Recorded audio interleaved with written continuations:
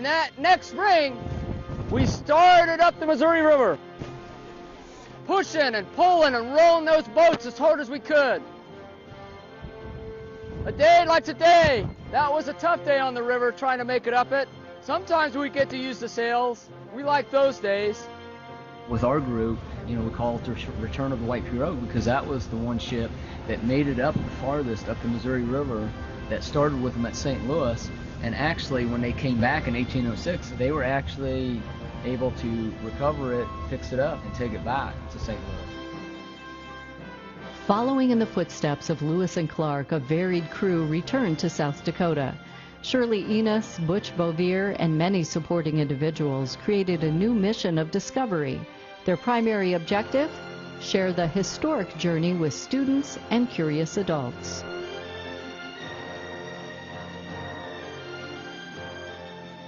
I did this in 2001. I started my river voyages in 2001 with the Triumphant Return of the White Pirogue 1.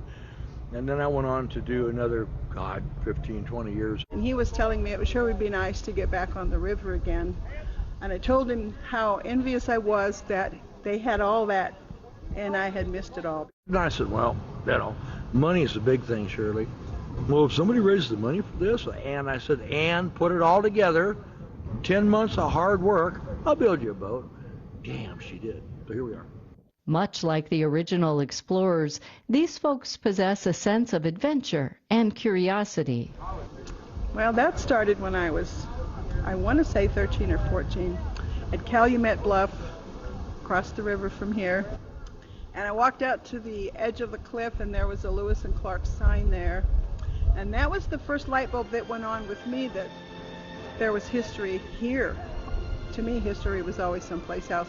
Oh, I've always been interested in history, ever since I was second grade. Organizing a trip down the river with educational stops is no small task, even in the modern age. Would teachers, students, and community guests seek out these performances? Fire low!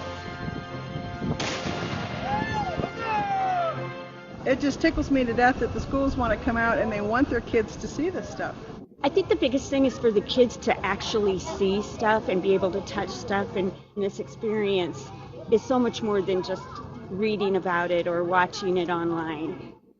I'd been sent to get a couple ponies, so I went from the river to go get the ponies. I found them. I come back to the river with the ponies. Where's the party? They have left me behind. So I started up that river as fast as I could, trying to catch up to them. Do you think I caught up to them? A raise of hands for no. A raise of hands for yes. No, I didn't catch up to them. So I stayed out all night by myself.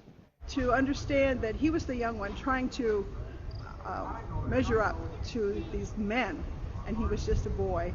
And he got all the grunt work, and he was just struggling. But he manned up and he did it, and he made the whole journey to the coast and back. Well, I think the biggest thing is how it shaped our country till today, but also to show the perseverance and the drive of someone, that the not giving up, don't quit. And I think that's something that any generation can receive great positive feedback for. Of course, the goal is to teach guests about history, but Butch, Shirley, and the crew all managed to learn a bit along the way as well. It's been a challenge, it's been tough, it's been miserable at times, but the people that we have met, the relationships that we have started, oh my goodness. Lewis and Clark's, their expedition was kind of about building relationships too. It was, yeah, building relationships with the Indians, but let's get realistic, it was a business trip, kids. It was a business trip. They needed to build these relationships. Not to be forgotten is a key element of the voyage, and the backdrop for this expedition is the boat itself. All who stepped aboard experienced a once-in-a-lifetime opportunity. One more time. Whoa! Put in at Fort Randall, it was bitter cold, and I was surprised that we had the crowd that we had, 30, 40 people maybe. And then the next day, the boat actually went down the river. It's pretty amazing to run the rudder, because with that big of a boat, you don't feel it a lot, and then it starts to turn. And I mean, I just know yesterday, just being on the boat and trying to navigate through what would be the main channel in the Missouri River was a pretty amazing experience. So to sit there in a boat, a 2.5-ton boat, empty, that's what she weighs, empty. And we were going downstream, so we're not struggling with the current like Lewis and Clark and their men did. But even at that, everyone on the boat had some comment at some time or another. How did they do it? Oars, and they were going against the current and rowing with oars and pushing with poles and yanking with ropes, and maybe there was that one day a month that the wind was right and they could use a sail, but it was horrible. That mighty Missouri River was formidable 200 years ago, and it is a force to be reckoned with now. With the benefit of hindsight and modern forecasts, treacherous conditions can be avoided. Oh, this dirty old dog chased us off. It's swollen. It's in bad shape.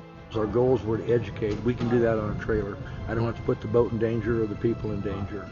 It was a huge disappointment when you spend a year planning something like this, but again, the river is the boss, so we do what the river says. And Lewis and Clark had to do what the river said, and it wasn't always what anybody wished.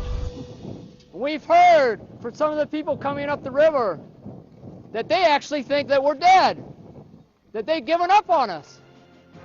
And I mean, these guys had to work very hard to make it across this continent. And I mean, sometimes we get caught up talking about, well, Lewis and Clark were the first to do this and the first to do that.